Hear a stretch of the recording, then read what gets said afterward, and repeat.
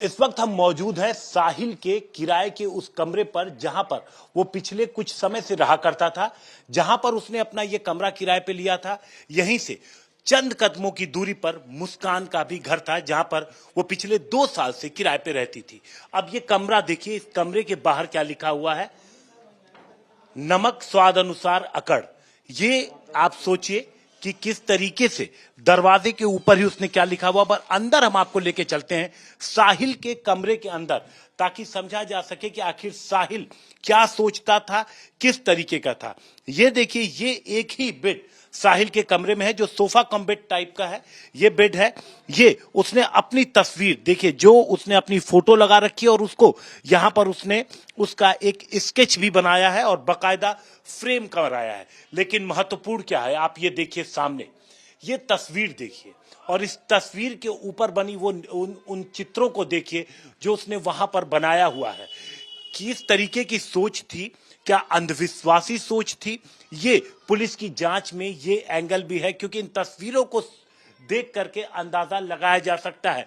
दूसरी तरफ आप देखिए यहां पर कि you can't trip with us, ये आप देखिए, ये आप यहां पर जो तमाम तस्वीरें हैं उसको देख करके किसी की मानसिक दशा की स्थिति समझी जा सकती है।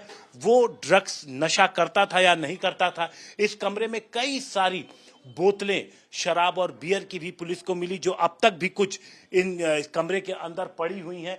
तमाम जो चीजें हैं बिखरी हुई, पूरा कमरा पूरी तरीके से बिखरा हुआ है। उसने यहां पर महादेव के कुछ तस्वीर, कुछ स्केच अपने से बना रखे थे, आप ये देख सकते हैं।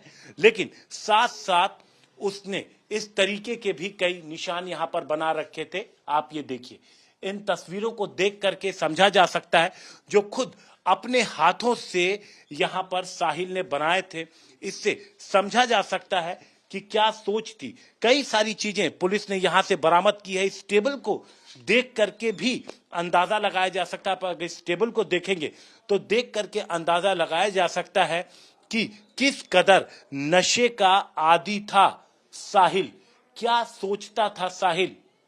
आप ये देखिए, शिव भक्त भी था। कम से कम इन तस्वीरों को देख के तो यही लगता है शिव भक्त भी था वो। जगह जगह उसने महादेव की तस्वीर इस कमरे के अंदर बना रखी है।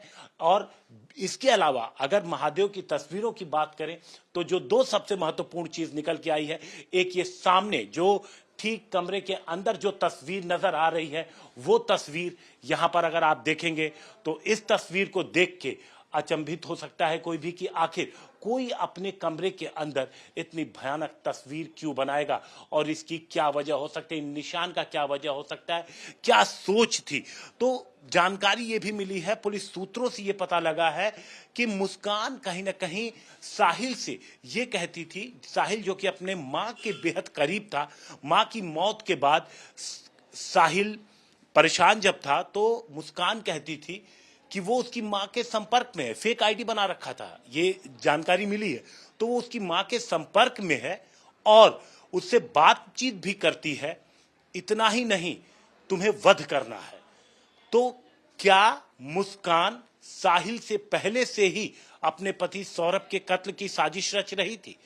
सौरभ के कत्ल की बात कब और किसके दिमाग में पहले आई, पुलिस इस बात की जांच कर रही है। कैमरामैन कुंज बिहारी के साथ हिमांशु मिश्रा,